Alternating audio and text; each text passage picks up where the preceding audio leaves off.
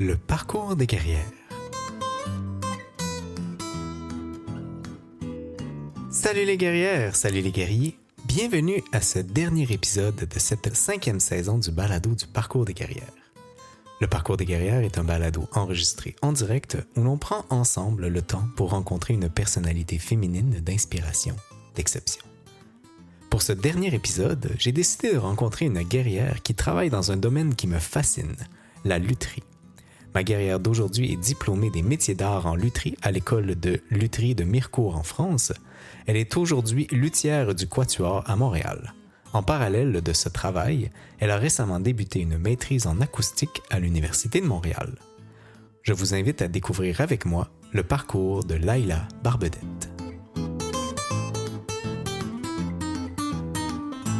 Bonjour Laïla. Bonjour. Merci d'avoir accepté mon invitation un peu saugrenue de te rencontrer. Merci pour ton invitation. Si ça te va, aujourd'hui, j'aimerais ça parler un peu de ton parcours qui t'a amené à devenir luthière et aussi c'est pas un réacheminement de carrière, mais c'est un retour aux études. Donc, qu'est-ce qui t'a amené au retour aux études? Ça te va comme menu? Ça va très bien.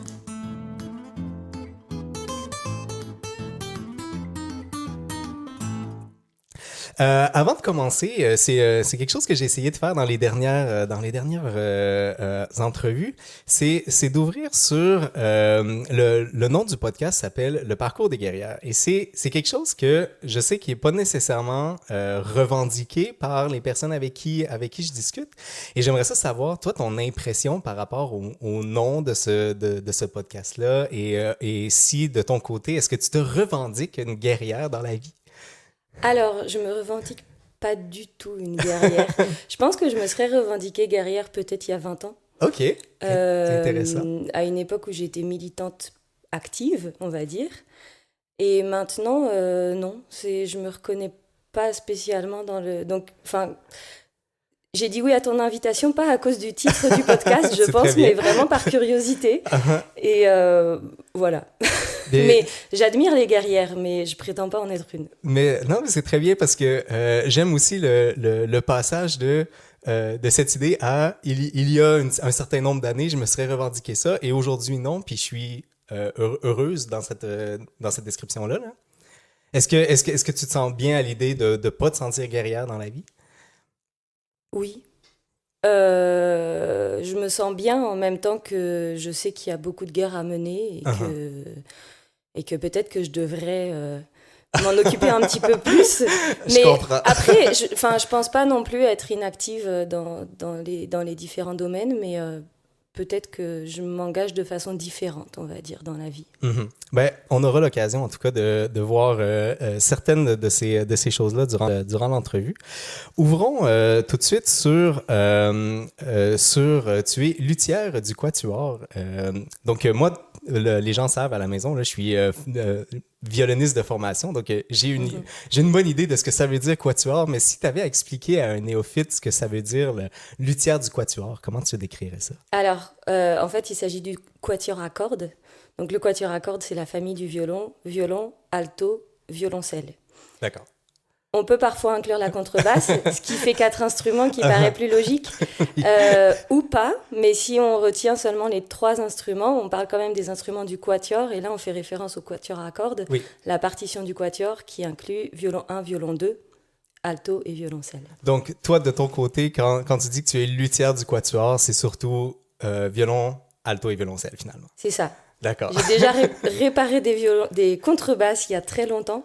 OK. Mais plus maintenant et j'en ai jamais fabriqué. Jamais fabriqué. Même dans les cours ou Non. À l'école de lutherie, c'est trop gros une contrebasse. On n'a pas le temps de s'y attaquer. D'accord. Intéressant. D'ailleurs, tu as fait ton diplôme initial, on va dire, métier d'art en lutherie du Quatuor à l'école de lutherie de Mirecourt en 2006, donc en France. Qu'est-ce qui t'avait amené à choisir de devenir luthière à cette époque qui remonte à 2006? Alors, 2006, c'est mon diplôme, donc c'est bien avant que j'ai choisi pris la décision. Cette voie-là. En fait, j'ai toujours aimé la musique, toujours voulu faire de la musique. Mm-hmm. Je viens pas spécialement d'une famille de musiciens. J'ai des cousines musiciennes, mais mes parents n'étaient pas musiciens. Mais je savais que je voulais faire de la musique. Et puis, j'aimais beaucoup bricoler. OK. Et un jour, je me suis dit que je pouvais faire les deux. En fait, quand j'ai découvert le métier de luthier, j'avais 14 ans. Et enfin, ouais, j'ai peut-être découvert ça un peu avant, mais autour de 14 ans, je me suis dit, ah mais voilà comment je pourrais faire les deux choses que j'aime dans la vie, la musique et le bricolage, la lutherie. Et puis à l'époque, il y avait donc l'école de Mirecourt commençait en seconde, donc c'est l'équivalent du début cégep. D'accord. Et donc, je pensais faire ça. Puis quand je suis arrivée à ce moment-là de ma scolarité, il fallait avoir un bac, donc l'équivalent du DEC. Oui. Le bac français, là. Un bac français, oui, donc d'accord. l'équivalent du DEC au Québec. Et donc là, j'ai eu quand même une certaine remise en question. En fait, surtout au moment de postuler. Donc c'était quand même quelques années plus tard, je me suis dit, mais ça fait 4-5 ans que je me dis que je vais être luthière et je me suis jamais posé d'autres questions, à savoir si c'était vraiment ça que je voulais faire. D'accord. Puis là, ma mère m'a dit, écoute, tu nous bassines avec ça depuis tant de temps, fais ton dossier, tu verras bien. Donc j'ai fait mon dossier. C'est ça, j'ai fait mon dossier, je suis allée passer des tests à l'entrée, j'ai été prise et j'ai été très contente de suivre ce chemin-là. Donc le choix qui avait été fait à l'âge de 14 ans, finalement, c'était le bon. Oui. Mais évidemment, c'est probablement une approche naïve de parler là, de bricolage pour parler de lutherie. Là. Mais quelle différence ou qu'est-ce que tu as appris qui est plus poussé finalement que le bricolage? Là, ça consiste en quoi finalement la lutherie? Peut-être pour moi, qu'est-ce que c'est un violon? C'est un outil de travail pour un musicien. Intéressant. Mais un outil de travail qui est aussi quelque chose en général, avec lequel le musicien entretient un rapport très intime. Et donc, on y met beaucoup de choses. Et puis, après, bon, ce que le musicien met dedans, ça le regarde. Mais ce que j'y mets, moi, je cherche à faire quelque chose qui va bien sonner, qui va bien répondre à la demande du musicien. Et qui soit beau le plus possible, esthétiquement, qu'on ait envie d'aller vers cet objet. Je trouve ça fascinant parce que moi, j'ai mon instrument à moi, mon violon à moi, et évidemment, je ne le vois pas, en tout cas, personnellement, je ne le vois pas comme un outil de travail. Et en fait, au moment où tu dis ça, je trouve ça tellement pertinent parce que c'est effectivement le cas. Et donc, moi, tu sais, ma question, elle vient de je pense de mon cœur, vraiment, par rapport à ce que moi, je ressens quand je regarde mon violon. Et j'aime ça que de ton côté, parce que finalement, il y a la dichotomie entre l'utilisateur et la créatrice qui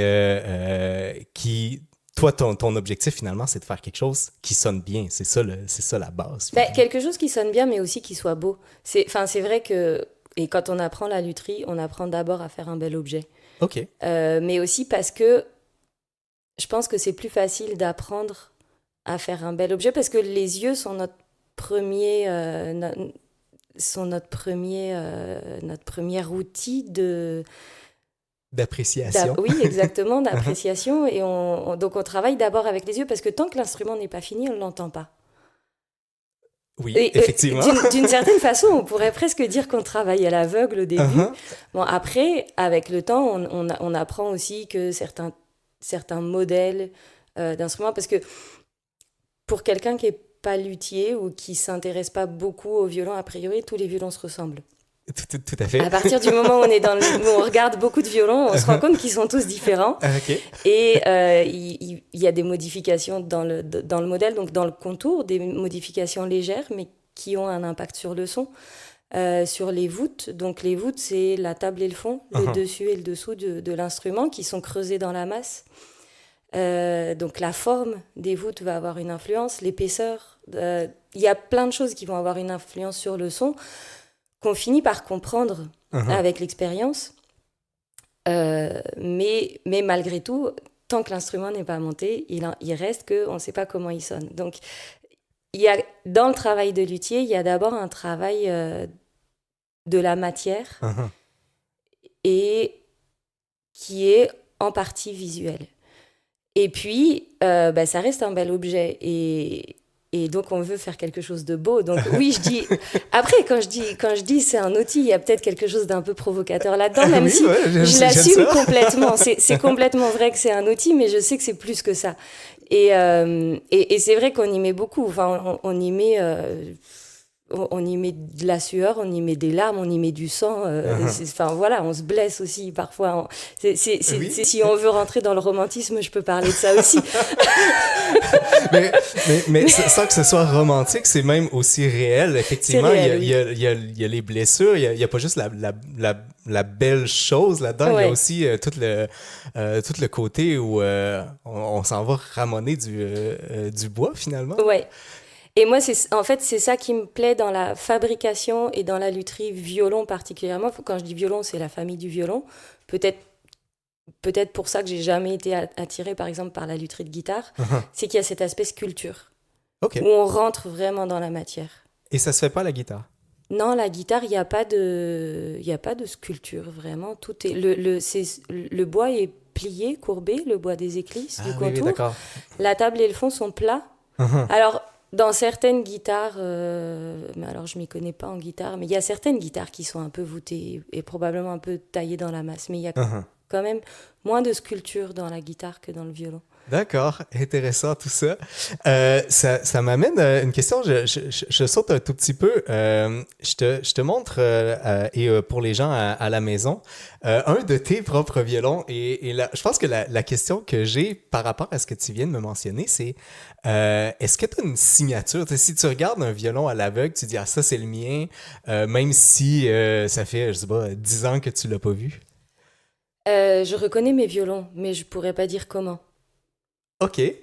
Et par contre, c'est vrai que je me rappelle que même quand j'étais à l'école de lutherie, donc j'avais peut-être fait 2 ou 3 violons, un luthier chez qui j'avais fait un stage a regardé un de mes violons et m'a dit ça, je reconnais que c'est ton violon parce qu'il y a tel ou tel truc. D'accord. Mais voilà, c'est quelqu'un qui avait l'habitude de voir beaucoup d'instruments et même sur un instrument d'étudiante que j'étais à l'époque, il arrivait à voir. Mais c'est pas quelque chose que...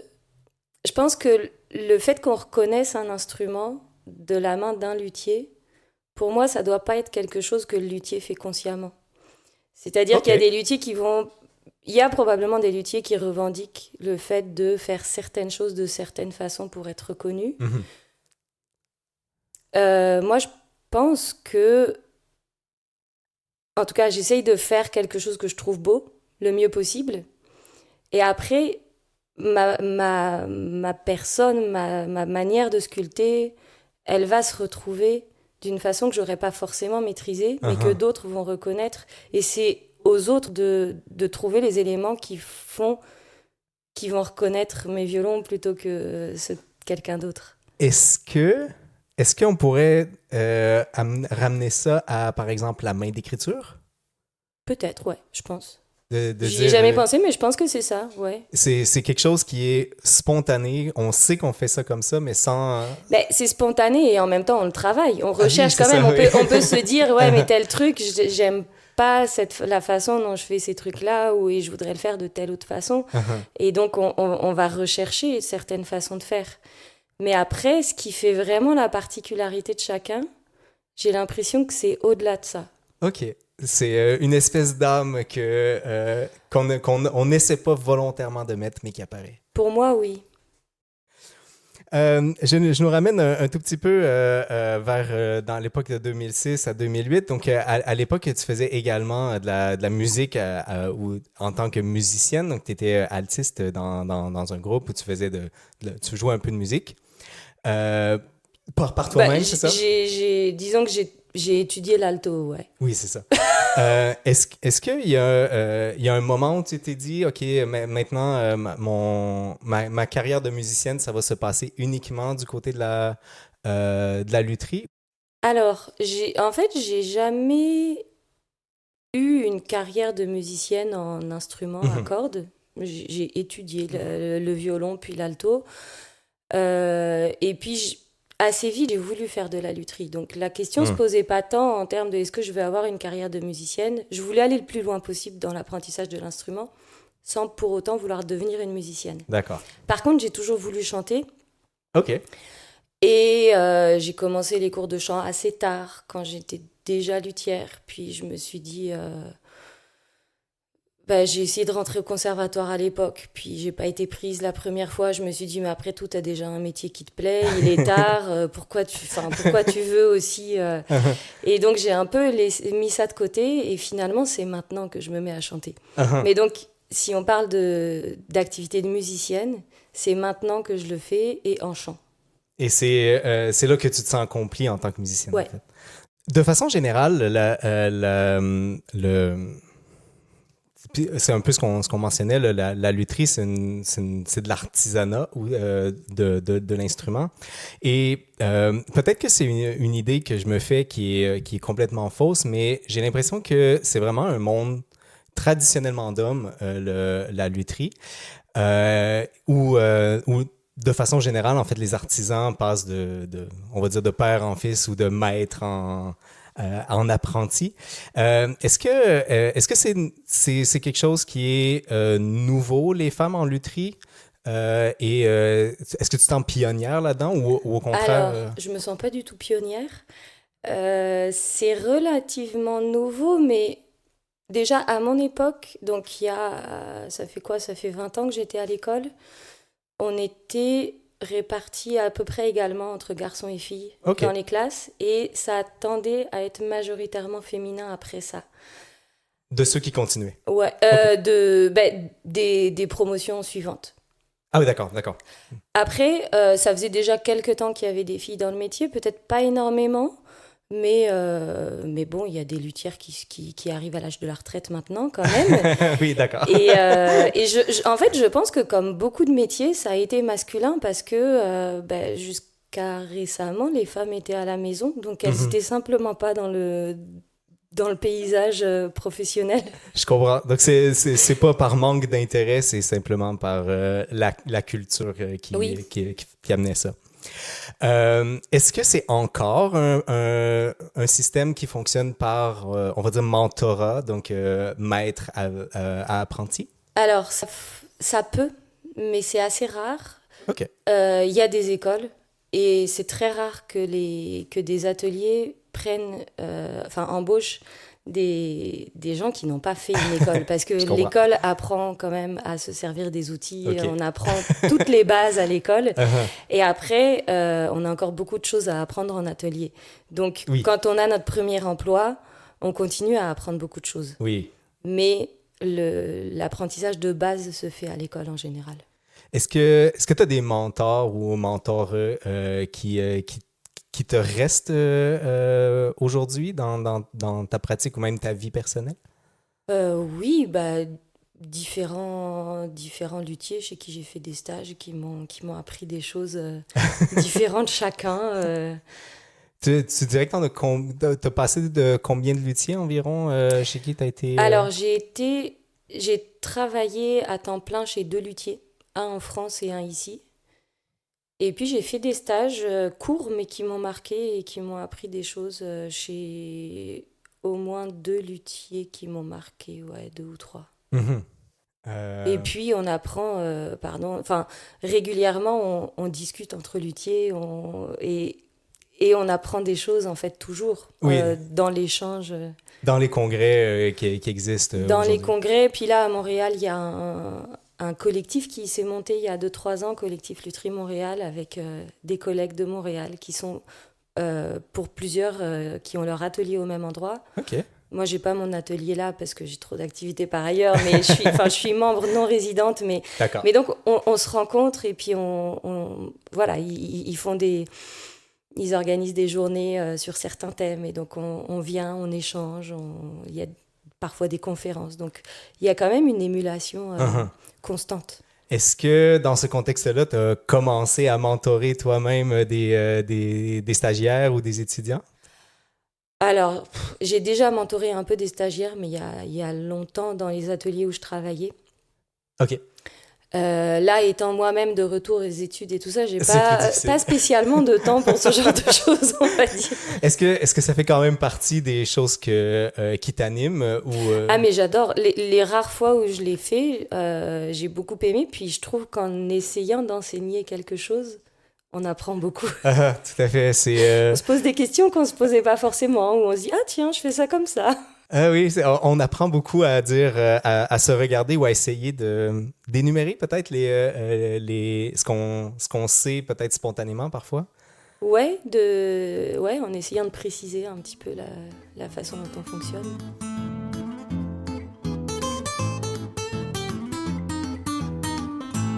Les outils, notamment de informatique et intelligence artificielle et éventuellement euh, manufacture, est-ce que c'est le genre de choses que vous commencez à utiliser, des aides techniques externes? Ça commence, ouais. Même en restauration, ça peut. OK. Euh, Est-ce que tu as une opinion par rapport à ce phénomène? En fait, il y a différentes façons d'utiliser les outils. Il y a dans la lutherie étude, on va dire, c'est une lutherie industrielle qui est souvent localisée en Chine. Il y a D'accord. des outils qui sont ultra mécanisés. Il y a aussi Hmm. beaucoup de travail à la main encore, mais disons que la façon dont c'est fait, de ce que je vois, ça permet pas forcément de s'adapter aux morceaux de bois qu'on a. Dans le travail manuel, Hmm. on s'adapte consciemment ou non, on s'adapte aux morceaux de bois qu'on a. Mais bon, ça permet de faire des instruments qui sont quand même très, très corrects de façon rapide. Oui, oui, oui. Après, euh, il y a de plus en plus d'étapes. Là, tu montrais l'ébauchage d'un fond de violoncelle en plus. Je peux C'est remontrer. Donc on enlève beaucoup de bois à la gouge. Uh-huh. C'est physique. Moi, j'aime beaucoup cette partie-là de la fabrication. Mais bon, quand on en fait beaucoup, ça peut devenir très fatigant. Et Uh-huh. notamment ça, on peut s'aider avec des machines un peu électrifiées. Oui, oui. Ça vient, il y a pas de problème. Après, comme tout, c'est comme dans tous les domaines, hein, la question, c'est comment on utilise les outils, Oui, c'est ça. Ben, qu'est-ce qu'on il en y a, fait. euh, dans, dans l'art, je pense que c'est une grande question là, sur la production de l'art. Et on voit tout de suite comment une intelligence artificielle peut générer de Mhm. la musique, par exemple. Je pense que c'est pas encore si évident le fait je sais pas, une IA produise un instrument de musique à proprement Ouais, parler. ça, je Mais, sais pas. euh, Je vois pas comment. mais c'est surtout au niveau de spéculation. Tu sais, si ça arrivait, est-ce que c'est quelque chose sur lequel tu te sentirais à l'aise de travailler en tandem avec une intelligence artificielle? Non. Non. Non, moi j'ai choisi ce métier parce que j'aime sculpter Uh-huh. et j'aime dessiner, j'aime essayer de regarder les formes, de sentir. Oui, oui. C'est quelque chose de très, très sensoriel, ouais. Uh-huh. Et l'intelligence artificielle, c'est un peu froid, on va dire. Je peux très bien imaginer.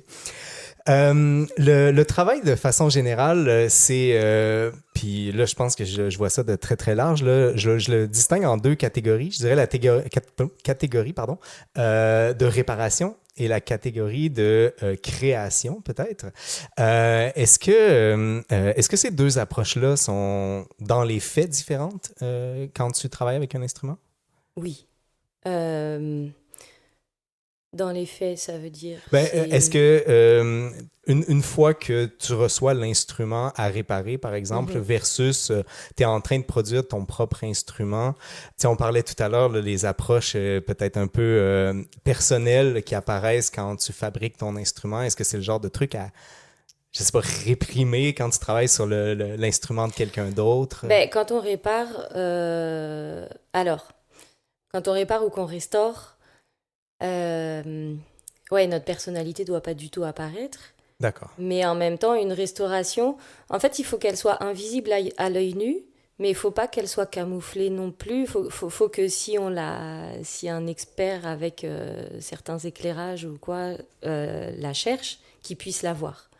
OK. Ça, c'est des éthiques de restauration, de réparation qui ont évolué, hein, mais voilà, ça doit être... Donc, activement, il ne faut pas cacher cette chose-là, c'est ça que c'est? Ben, faut pas que ce soit visible à l'œil nu parce que on veut pas que ça se... Enfin, voilà, esthétiquement, faut que le violon reste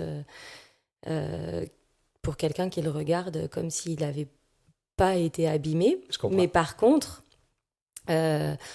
faut pas chercher à le camoufler parce que là, on rentrerait dans de la fraude. C'est-à-dire que un instrument qui a certaines réparations, il perd de la valeur. OK. Et donc, il faut qu'un expert soit capable de voir les réparations qui ont été faites. Je comprends. Il perd de la valeur parce qu'il est fragilisé, tout simplement. Oui, OK. Donc, Et est-ce qu'il y a tu as un plaisir à réparer des instruments aussi?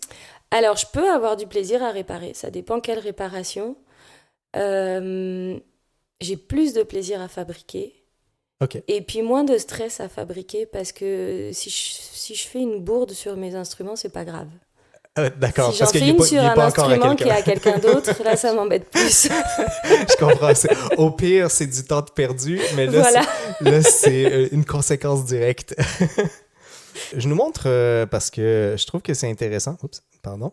Ton alto a été choisi au Forum des fabricants en 2022 pour être celui qui allait être joué dans le flash mob. Donc, je nous fais écouter ça un peu.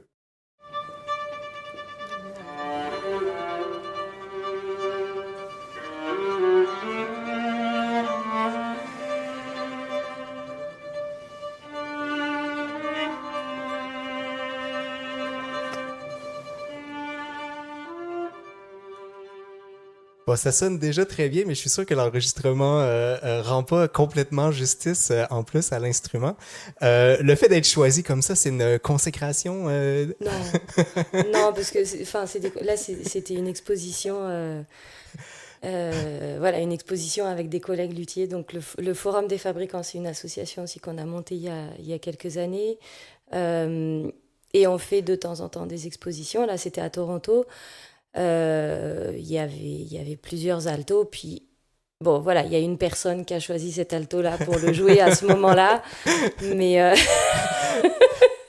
Non, évidemment, je blague, mais je pense que ma question quand même demeure sur qu'est-ce que c'est une consécration chez les luthiers en général, mais chez toi en particulier? Ça serait quoi, si tu avais un but, dire, OK, je pense que j'ai réussi un objectif vraiment difficile en tant que luthière? Je sais pas si on peut vraiment avoir un but. Alors, il y en a pour qui ça va être remporter des concours. Mm-hmm. Mais ben, on espère être joué par des musiciens qu'on apprécie. Et... D'accord. je te ferai peut-être pas nommer lesquels, à moins que tu veuilles. Non. Donc, d'avoir on va dire un public peut-être particulier, ça c'est un... Ben, d'avoir de la demande, tout simplement, de pouvoir vivre de notre métier. Je comprends, c'est déjà une consécration de Je pense, ouais. J'aime ça, mais c'est bon signe en tout cas. Ça veut dire que t'aimes ton métier finalement, tu sais. Ouais. En 2018, tu pars à ton compte, donc tu étais jusqu'à maintenant, à cette époque-là, tu étais chez Wilder & Davis. En 2018, tu pars à ton compte et je fais juste un tout petit aparté sur quelque chose de beaucoup plus récent, une entrevue que tu as fait à l'Université de Montréal. Donc, dans le forum de l'Université de Montréal, qui est le journal des étudiants. Et il t'avait posé la question, quelles sont les 3 qualités les plus importantes pour un musicien? Et tu avais répondu, apprendre à se connaître. 2, être attentif aux personnes qu'on rencontre. Et 3, ne pas s'interdire de faire ce qu'on a envie de faire malgré les pressions extérieures et celles qu'on se met à soi. Et je trouve que c'est des excellentes réponses. Et je voulais savoir, est-ce que cette 3e réponse de ne pas se de se sortir finalement de ces pressions intérieures et peut-être même extérieures, c'est ce qui t'a amené à vouloir être en solo? Ben pas en solo, pardon, mais partir à ton compte? À mon compte? Non. Non, là, je pense que je faisais plus référence au fait que je me suis autorisée à chanter. Ah, d'accord. Mais non, ce qui m'a poussée à me mettre à mon compte, je pense, c'est beaucoup... j'en avais envie depuis longtemps, j'avais envie de fabriquer, puis là, je travaillais à temps plein chez Wilder, je ne trouvais pas le temps de fabriquer, pas les moyens de fabriquer. Je voulais chanter aussi déjà, et puis le faire sérieusement, en plus d'un métier à 40 heures par semaine, je pouvais pas tout concilier. OK, donc, juste pour être sûr que je comprenne, en fait, le fait de pouvoir être finalement ton propre patron ou ta propre patronne, ça te permet de faire ce que je veux. de varier les heures pour que tu puisses étudier Oui. en même temps. D'accord, d'accord. Ce qui est tout à fait louable. Donc, ça, c'est quelque chose sur lequel je suis pas familier. Tu mentionnes que chez Wilder, par exemple, tu n'avais pas l'occasion de créer parce que c'est surtout de la réparation qui va se faire là-bas? OK. Ouais. Et est-ce que c'est généralement le cas quand tu es dans un... Très souvent, ouais. OK. Dans les ateliers qui ont pignon sur rue en ville, en général, c'est réparation, restauration, entretien, location, achat, vente. et la fabrication, c'est souvent des luthiers solitaires qui parfois ont un employé, un assistant. Parfois deux, mais ça devient très rare. Uh-huh. Et ouais, c'est souvent beaucoup plus solitaire. OK. Donc, c'est dans le cours normal de si on souhaite vouloir, on va dire, créer ses propres instruments, ça va vraiment se faire via une... en se mettant à son compte, à son propre ouais. compte. Est-ce que ça vient avec des... le mot qui m'est venu, c'est peut-être pas le bon, mais une crise existentielle, une certaine crainte, parce que partir à son compte dans l'artisanat, ça peut être effrayant. Oui, oui, c'est effrayant. Uh-huh.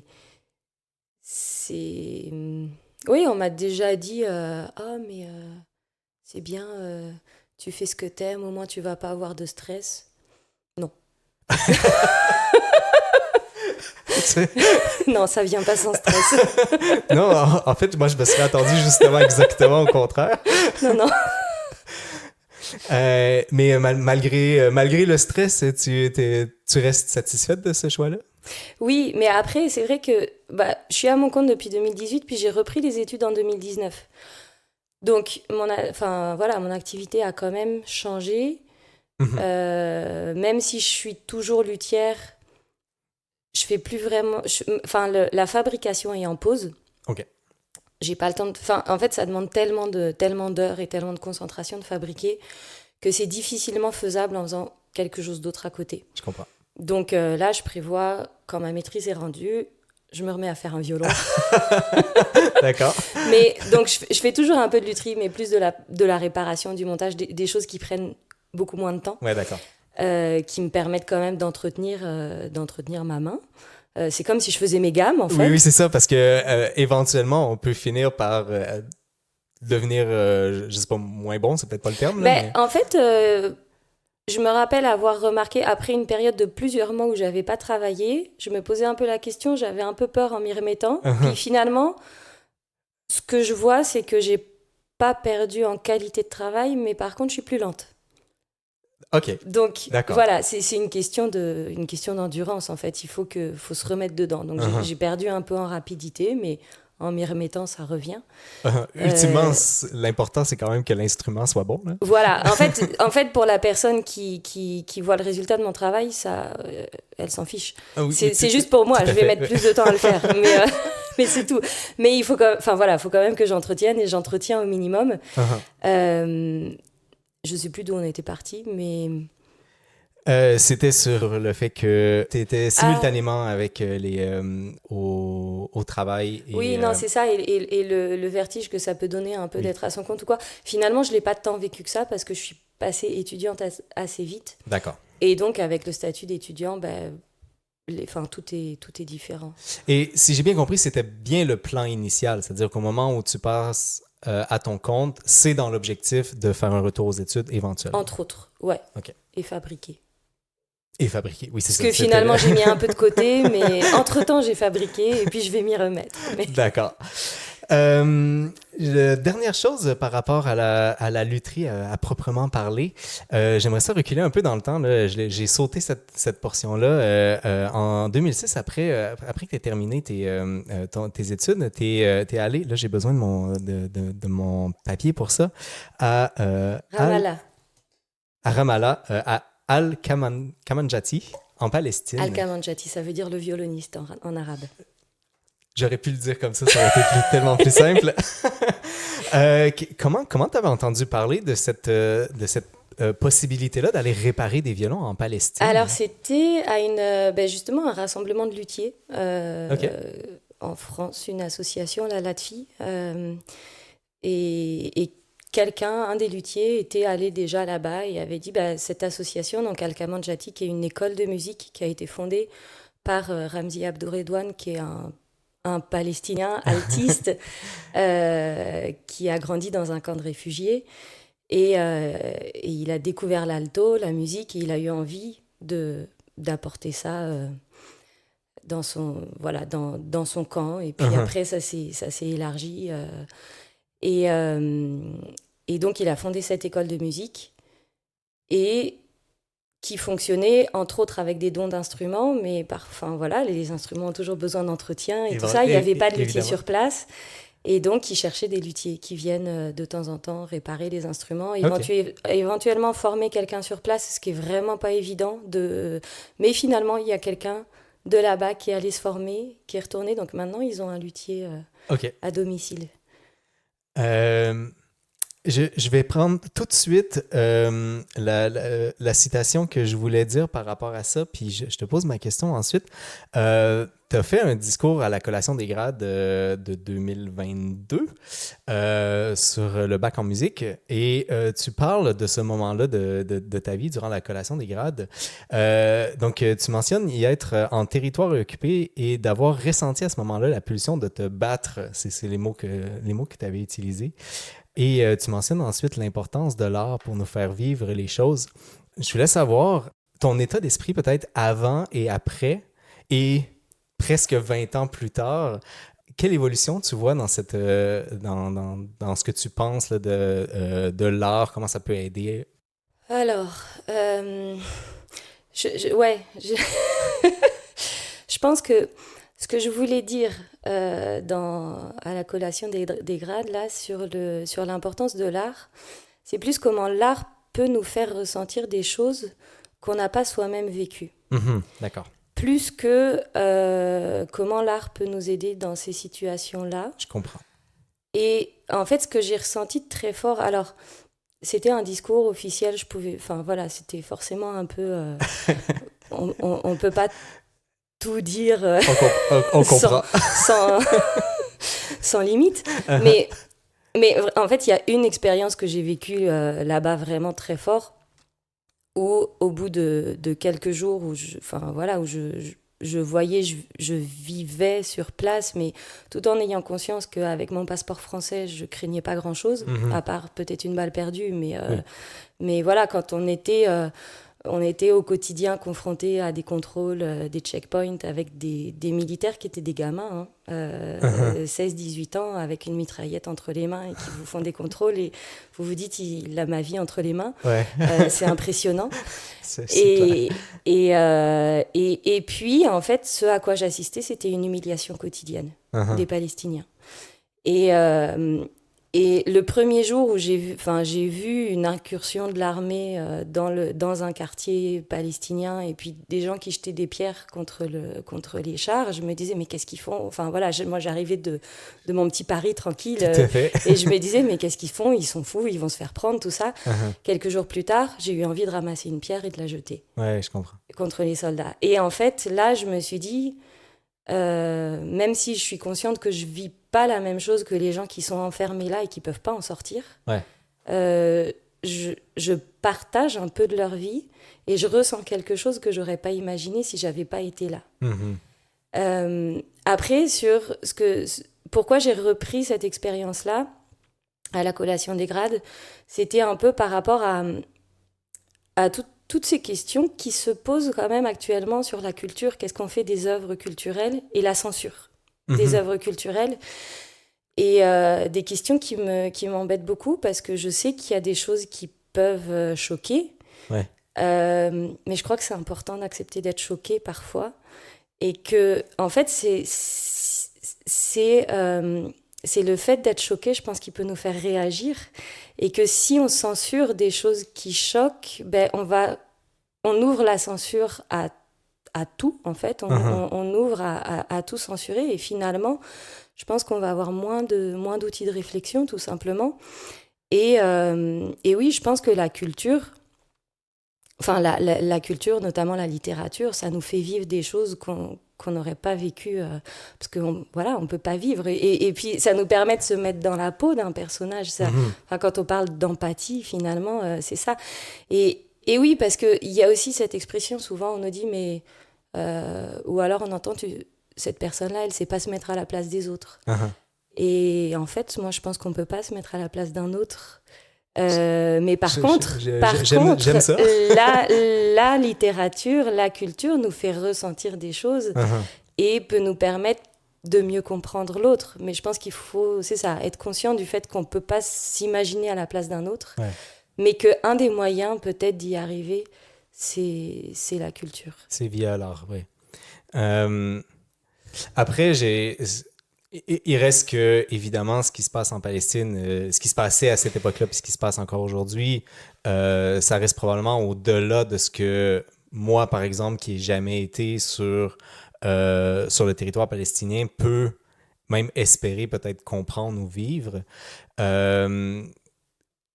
Comment tu le vis, les derniers événements? Est-ce que ça te ramène à cette époque-là de 2006? Parce que dernièrement, il y a eu quand même une résurgence là, des problématiques. Ben, je dirais pas que ça m'y ramène complètement. Et puis j'étais en Cisjordanie, pas à Gaza. Ceci dit, la Cisjordanie, on n'en parle pas beaucoup en ce moment, mais elle morfle aussi pas mal. Mais je le vis avec disons, avec une sensibilité qui est pas la même, étant donné que j'y ai été, mais en même temps, je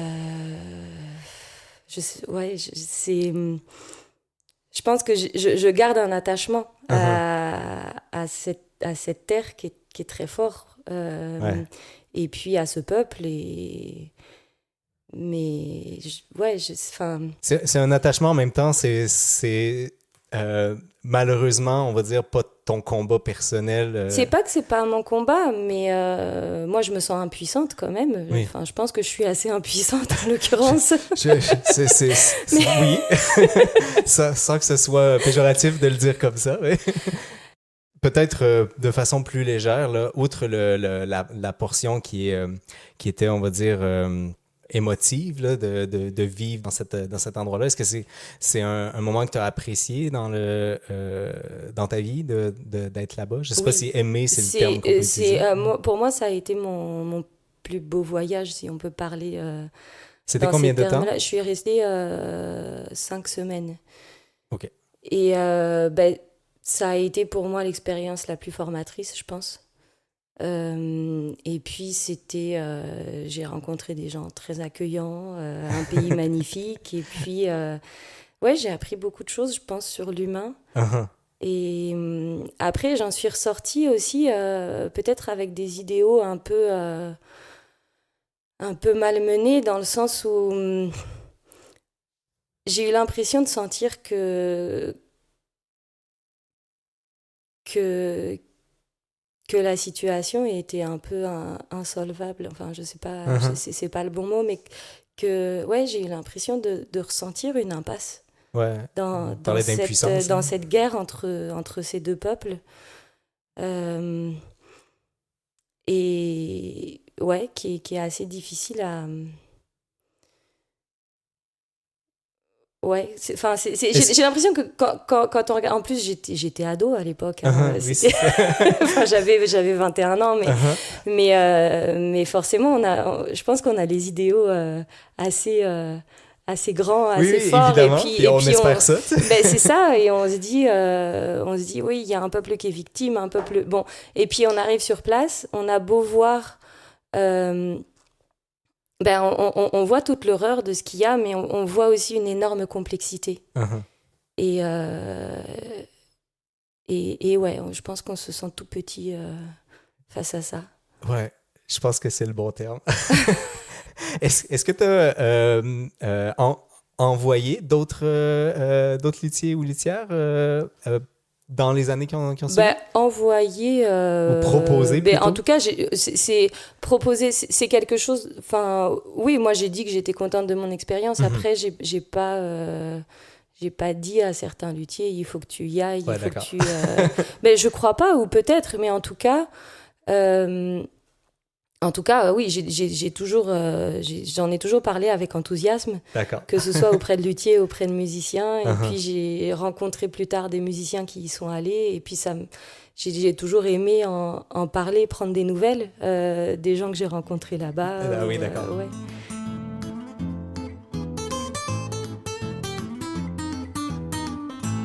Je nous ramène à aujourd'hui où tu as commencé, comme on l'a mentionné, des études en musique. Donc, et notamment, donc là, je suis pour être honnête, je suis plus sûr exactement en quoi, mais il y a une partie de chant et une partie d'acoustique maîtrise. C'est bien ça? Ouais, alors, en fait, j'ai repris les études en musique. Mon but à la base était de chanter, de reprendre. Donc, j'étais pas en chant à l'UDM, j'ai fait un bac général en musique. OK. Et j'ai fait le chant à côté, en cours privé. D'accord. Mais à l'université, j'ai revu pas mal les bases en solfège, théorie musicale, histoire de la musique, tout ça. Que de plaisir. À l'intérieur de tout ça, j'ai eu des cours d'acoustique musicale et de psychoacoustique. Et puis, j'ai voulu aller plus loin, creuser cet aspect-là. La maîtrise, là, pour une deuxième fois, je vais aller chercher mon carton. Une maîtrise en perception du timbre des instruments du quatuor avec une perspective vocale. Moi, de mon côté, j'ai jamais réussi à même retenir mon propre sujet de doctorat. Donc, j'imagine que c'est aussi difficile de retenir tous les termes. Ça, je sais pas comment je sais pas où.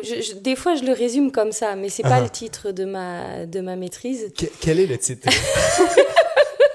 Alors, le titre du chant au quatuor à cordes, décrypter la voix des violons dans la communication entre luthier et musicien. D'accord. OK. Est-ce que tu peux nous expliquer ce que consiste ta maîtrise, s'il te plaît? Alors, en quoi consiste ma maîtrise? Essayer de... mon but, c'est de mieux comprendre l'acoustique du quatuor à cordes et l'acoustique de la voix. Lorsqu'ils sont joués ensemble? Non, séparément. D'accord. Mais c'est parce que c'est les deux domaines qui m'intéressent. Je ne juge pas du tout. C'est très égoïste, mon sujet de maîtrise. Mais c'est...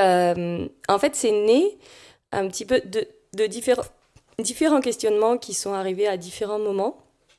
Et notamment... alors... Dans le cadre d'un réglage d'instrument, ce qu'on appelle un réglage d'instrument, quand le violoniste, on va dire le violoniste, et puis ça s'applique à l'altiste, au violoncelliste. Bon. Donc quand en fait, les instruments à cordes, ils sont en bois, ça bouge, oui. Et donc il y a des moments où ils sonnent moins bien. Parfois avec les changements d'hygrométrie, avec différents phénomènes qui font que ça sonne moins bien. Donc le musicien, dans ce cas-là, vient chez le luthier pour faire un réglage. Je vais essayer de rester droit dans ma chaise parce que ça fait longtemps que j'ai pas amené mon violon. Mais c'est pas forcément nécessaire. Ah d'accord. C'est au besoin. C'est Okay. comme chez le médecin. Si tout va bien, on n'a pas besoin d'y aller. D'accord.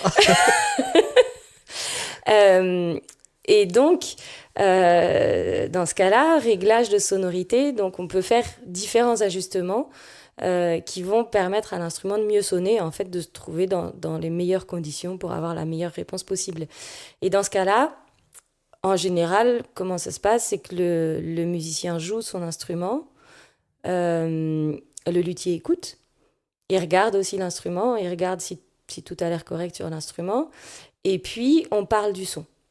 OK. On parle du son et puis voilà. Et ça, donc le réglage, ça peut se faire de différentes façons, mais il y a un des éléments sur lesquels on peut jouer qui est l'âme du violon. L'âme, c'est un petit morceau en épicéa à l'intérieur de la caisse qui est à peu près sous le pied du chevalet et qui joue un rôle de transmission des vibrations, mais surtout de pivot pour permettre au chevalet de vibrer et de faire vibrer la table. D'accord. Et selon l'endroit où il est placé, sa longueur, il va exercer plus ou moins de tension sur l'instrument. Et alors, en le bougeant très légèrement, on peut modifier pas mal la réactivité de l'instrument. Mm-hmm. Et voilà. Et donc, quelqu'un m'avait dit une fois, pour écouter... Enfin, qu'est-ce qu'on écoute en fait ? Qu'est-ce qu'on écoute quand on fait un réglage ? On écoute différents paramètres. Donc, ça peut être l'égalité du son sur toutes les cordes, sur toute la tessiture. Ça peut être... quand je dis l'égalité, c'est en termes de puissance, par exemple. Est-ce que l'instrument répond bien dans les pianos, dans les fortés ? Est-ce qu'il y a une bonne résonance ? Plusieurs paramètres. Et puis, certains luthiers ou musiciens cherchent aussi à entendre des voyelles ou des consonnes dans le son de l'instrument. Et pour eux, c'est des guides. Okay. Et puis, j'ai essayé un peu d'écouter ça. J'ai pas réussi. OK, ça me rassure. Donc, je me suis dit, oui, c'est intéressant parce que ça force à écouter peut-être d'une façon un peu différente, mais j'ai un peu laissé tomber. Okay. Et puis après, en cours d'acoustique ou psychoacoustique, justement, à l'UDM, j'ai appris ce qui faisait que acoustiquement, on distingue une voyelle d'une autre voyelle. Il y a une différence, on va dire, sur le frappé de l'oreille entre une voyelle et une consonne. Si on veut. Entre deux voyelles. Ah, OK. En fait, qu'est-ce qui fait ? Parce que oui, il y a l'articulation. On va nous dire souvent ce qui fait la différence entre deux voyelles, c'est l'articulation. Mais comment ça se traduit en termes acoustiques ? Tout à fait. Et donc, je me suis dit, peut-être qu'on retrouve ces éléments-là dans le violon, dans une moindre mesure, puisque c'est quand même pas le... Ce qui pourrait faire l'analogie que tu parlais juste avant. C'est ça. Et donc... apparemment, c'est pas exactement ça quand même. Mais donc, le but de ma maîtrise, c'est d'essayer de comprendre un petit peu qu'est-ce qui fait qu'on peut percevoir des voyelles ou des consonnes, mais surtout des voyelles. C'est plus mystérieux que les consonnes. Dans le timbre d'un instrument. Et qu'est-ce que ça nous dit de l'instrument ? Et puis, le but, si on veut, plus... c'est simplement d'essayer d'avoir des éléments supplémentaires pour savoir de quoi on parle. Amener, et puis éventuellement, amener ça aussi à la communauté des luthiers, des musiciens, de juste avoir une façon supplémentaire d'appréhender le son dont on parle, qui est quand même quelque chose de mystérieux, d'impalpable souvent. C'est impalpable en fait, le son.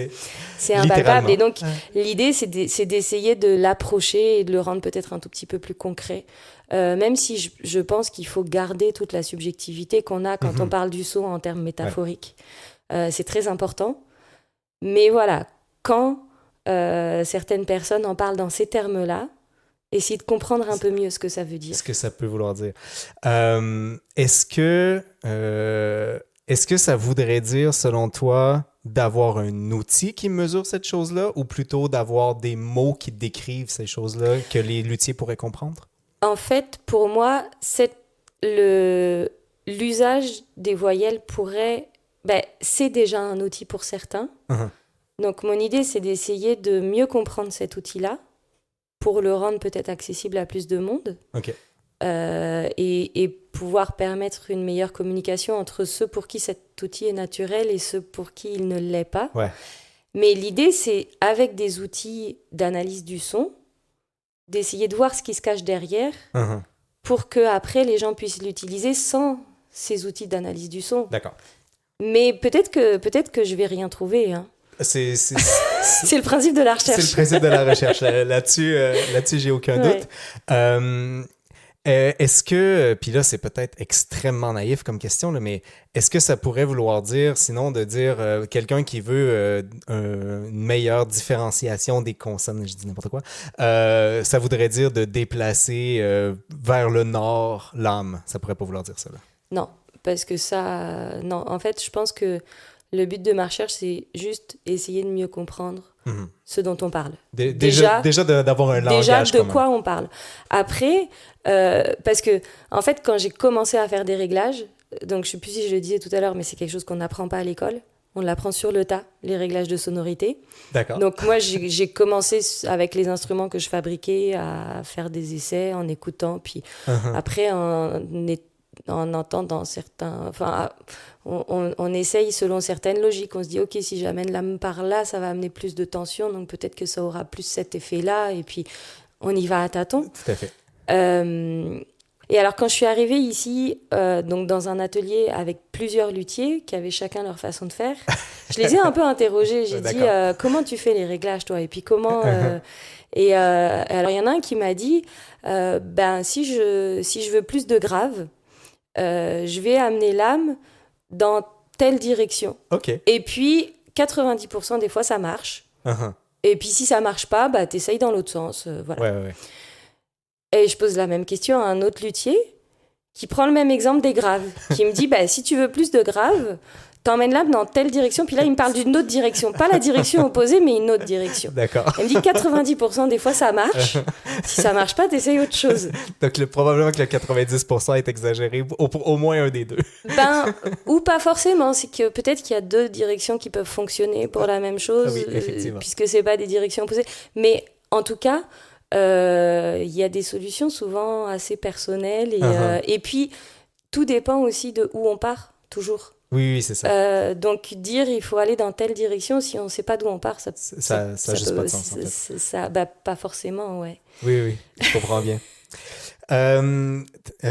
Juste un petit fun fact avant de clôturer bientôt. Si je me trompe pas, c'est bien avec Caroline Traub et Claudia Fritz que tu étudies? Oui. Caroline Traub a été ma co-directrice de thèse, en fait. Ah! Donc, j'ai découvert notre... affiliation lorsque j'ai fait mes recherches sur toi. Donc, on a travaillé les deux avec la même...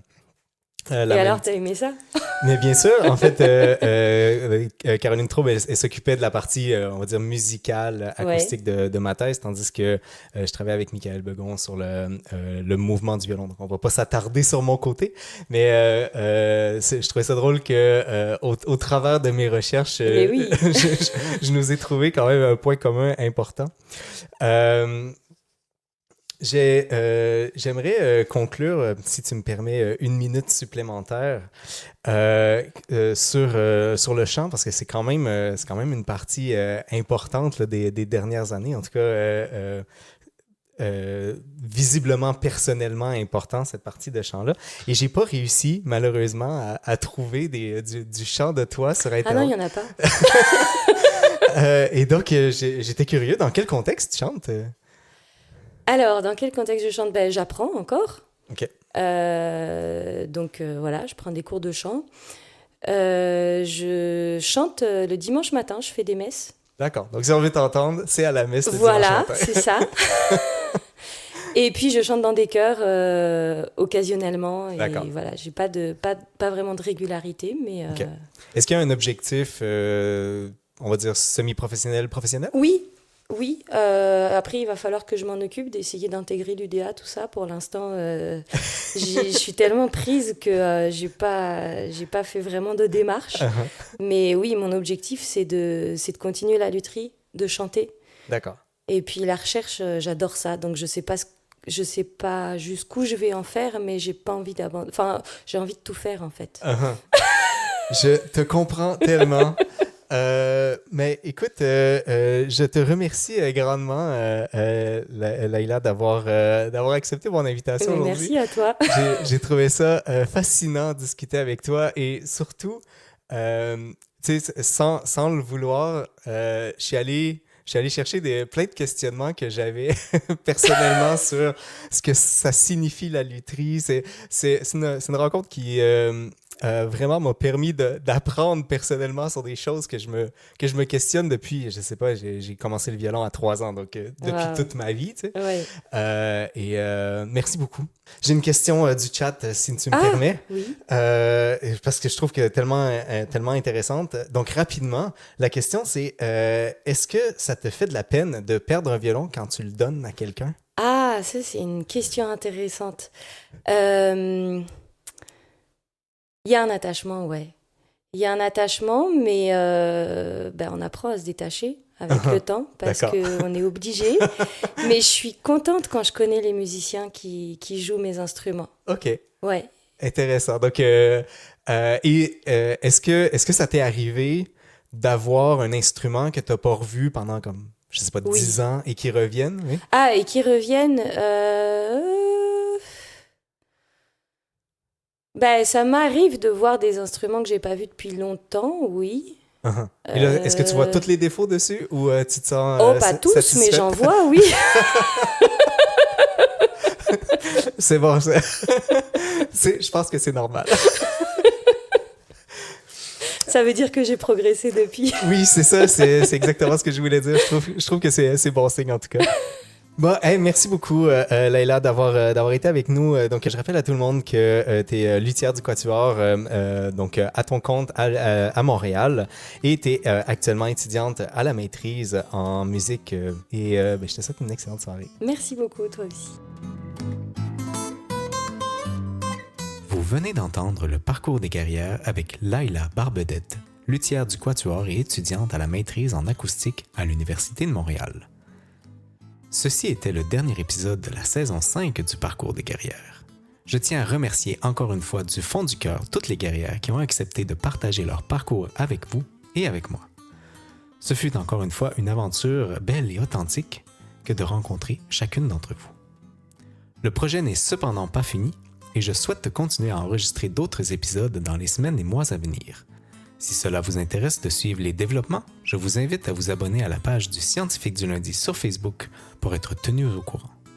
D'ici là, avec vous, c'était le Scientifique du lundi qui vous souhaite bonne science.